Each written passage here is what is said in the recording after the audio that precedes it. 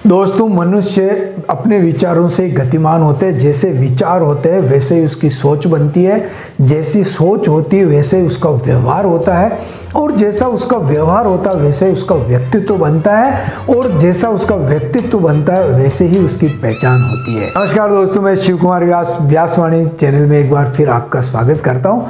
व्यासवाणी के माध्यम से मैं लेके आता हूँ व्यक्तित्व विकास के सारे आयाम। दोस्तों, हमारी सोच जिस प्रकार की होती है, हम परिस्थितियों को, समय को, परेशानियों को, समस्याओं को उसी नज़र से देखते हैं। यदि हमारी सोच सकारात्मक है तो हम सदैव जीवन में आगे बढ़ते हैं, सकारात्मक परिणाम हमारे सामने आते हैं। यदि हमारी सोच नकारात्मक है तो हम जीवन में नकारात्मक परिणाम की ओर ही जाते हैं, हताश, निराश, उदास होकर अपने अमूल्य जीवन को व्यर्थ ही नष्ट कर देते हैं। दोस्तों, एक नकारात्मक सोच हमारे व्यक्तित्व को प्रभावित कर सकती है, सारी परिस्थितियों को प्रभावित कर सकती है। दोस्तों, एक यात्री एक जंगल के रास्ते से कहीं जा रहा था और वह थक गया, तो उसने सोचा कि मैं कहीं विश्राम कर लेता हूँ। तो एक पेड़ के नीचे वह सुस्ताने लगा। सुस्ता रहा था, इतने में उसे विचार आया, मन में कल्पना आई कि काश मुझे कहीं से पानी मिल जाए, मेरा गला सूख रहा है, मुझे बहुत तेज प्यास लग रही है, कोई पानी पिला दे मुझे। अचानक उसके सामने पानी की 2 गिलास प्रकट हो गई। उसने आश्चर्य से देखा, लेकिन उसे प्यास लग रही थी। उसने पानी पी लिया। पानी पी के अपने आप को तृप्त महसूस किया। तो थोड़ी देर में उसके मन में वापस विचार आया कि काश मुझे अभी कुछ अच्छा खाने को मिल जाए, व्यंजन मिल जाए, मुझे बहुत भूख लग रही है। और उसका विचार करना हुआ और तुरंत उसके सामने भोजन की थाली प्रकट हो गई जिसमें अनेक प्रकार के व्यंजन थे। उसे बहुत आश्चर्य हुआ, लेकिन उसको भूख लग रही थी तो उसने भर पेट के भोजन किया। भोजन करने के बाद वो सुस्ताने लगा, तो उसके मन में वापस विचार आया, इतना अच्छा भोजन मिल गया है, काश मुझे यहाँ आराम करने के लिए मखमल का बिस्तर भी मिल जाए। वहाँ मखमल का बिस्तर प्रकट हो गया और वो उस पर आराम करने लग गया।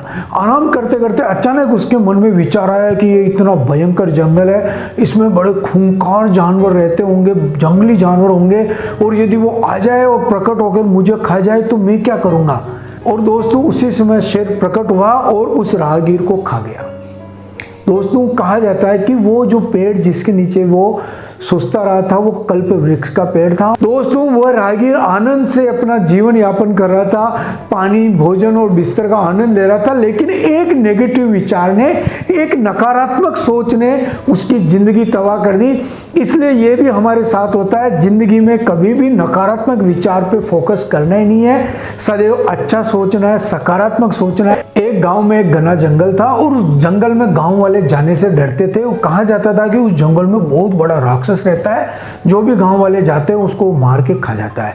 उस गांव में एक नवयुवक था, उसने हिम्मत जुटाई और जंगल में जाने के लिए तैयार होने लगा। तो गांव वालों ने उसे रोका कि उस जंगल में नहीं जाना, वो बहुत भयंकर राक्षस है और वो खा जाएगा। उस नवयुवक ने कहा कि हम गांव वाले मिलकर उस राक्षस को मार क्यों नहीं देते हैं। तो गांव वालों ने कहा हम उसे मार नहीं सकते हैं क्योंकि वो बहुत ही बड़ा है, भयंकर विशाल है। तो उस नवयुवक ने कहा यदि वह इतना बड़ा है तो हमें मारने से कभी चूक हो ही नहीं सकती है।